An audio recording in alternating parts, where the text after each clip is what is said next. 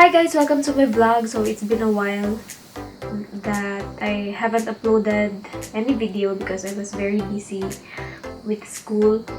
But now I have a new video, and since 2020 is a year of new makeup trends, I noticed that the mermaid and unicorn makeup is still very much part of the trend, pero may mga bagong twists lang. However, this vlog, I will be doing the usual unicorn makeup. I will try to do the unicorn makeup, fingers crossed, and I hope na I could achieve this look. And if you want to know more about how I did this makeup, please keep on watching.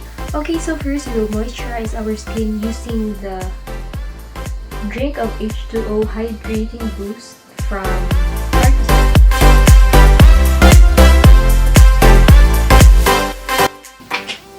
And then we're gonna use the Glamglow Glowstarter Mega Illuminating Moisturizer as our primer in the shade Nude Glow.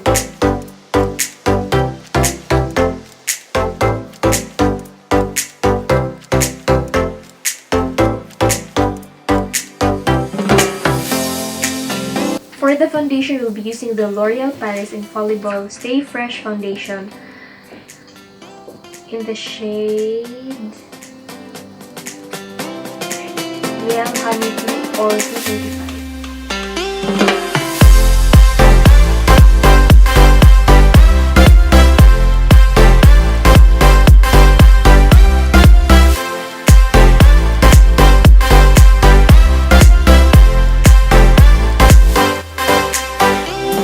Our concealer, will be using the Maybelline Superstay in the shade Sable or number 20.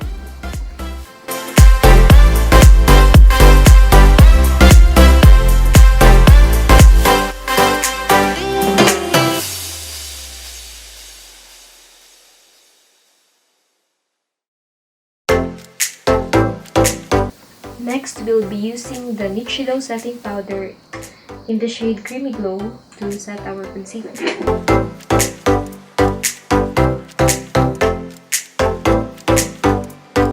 Next, I'll be using the Maybelline Fashion Brow in order to line my eyebrows.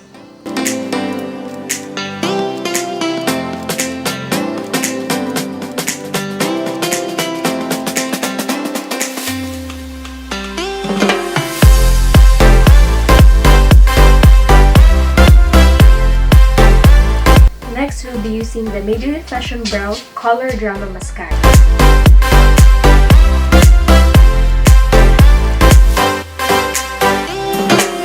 Next, we'll be using the Makeup Revolution London Epic Day Palette. And we'll be taking this shade as our base eyeshadow.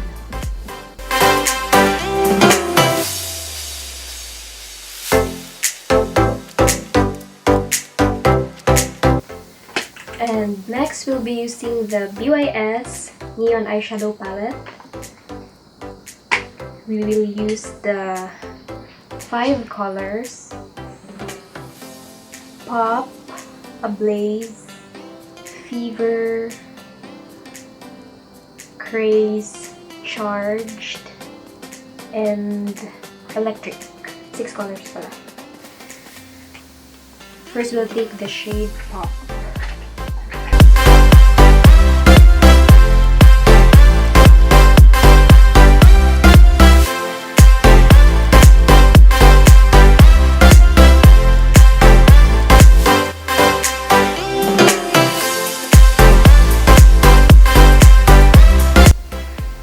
Next, we'll be using the shade Ablaze and blend it with our first color.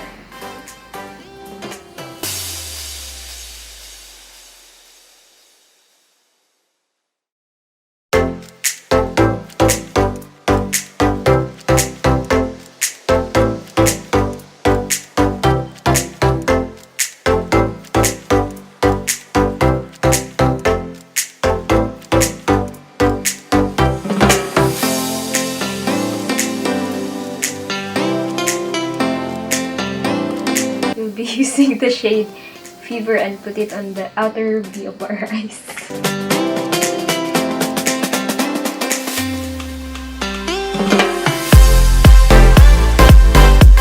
Next, we will take the shade Praise and put it on the outer V again to intensify the color.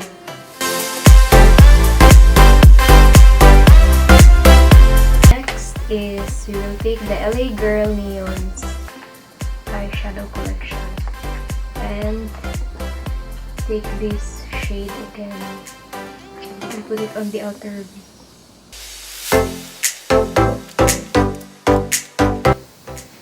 Then we'll take the shade Charged and put it on the center of our eyes.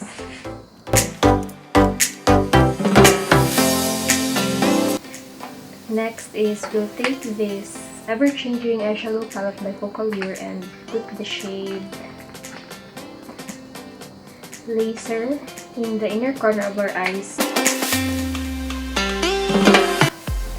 Okay, now that we're done with our eyeshadow, unicorn na ba? Or Crayola girl? So we will brush off the powder. Lagyan natin pang bake.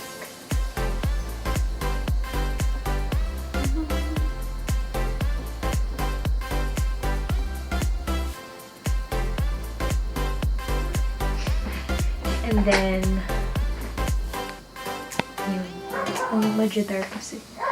and then we will be using this Cherimoya retractable waterproof lip and eyeliner in the shade Nutmeg.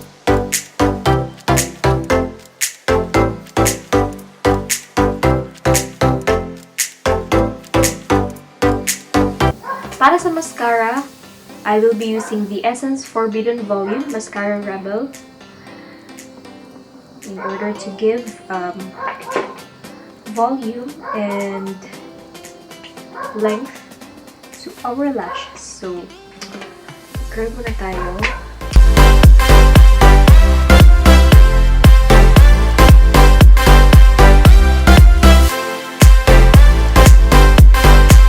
Eyeliner na gagamitin natin sa ating waterline, I will be using the Beauty For Real in the shade Champagne Buzz.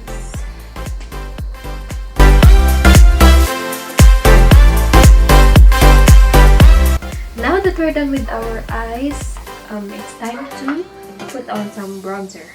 So I won't be using contour because I think that unicorn makeup gives off a vibe that is soft and cute. So I'll be using a bronzer. I'll be using the BYS Matte Bronzing Powder in the shade Matte Bronze.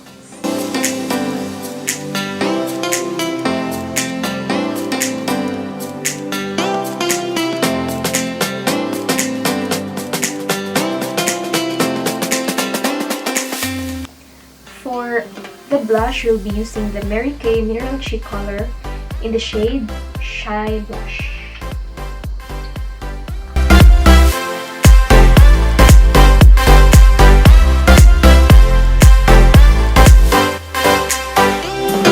And for our highlighter, we will be using one of the highlighters from the Epic Day palette of Makeup Revolution. This pinkish lilac shade.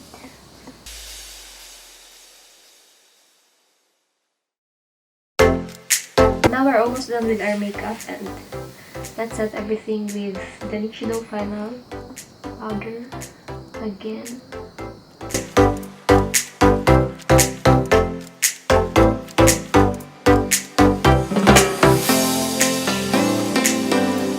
And for our lip product,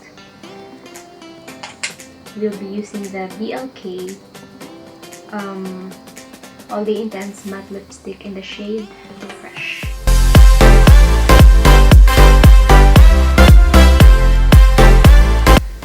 Okay, so here we have the final look. I just added fake lashes and there we have it. I hope that it looks okay. So if you want to see the full details of this makeup, follow my Instagram account, Cake in the Cake with triple E. And you can also follow my Instagram account if you want, so you can be updated of what I post. And please like and subscribe to this channel, and please comment down below if you have any ideas or challenges that you would want me to do. So there we have it for this video, and see you on my next vlog.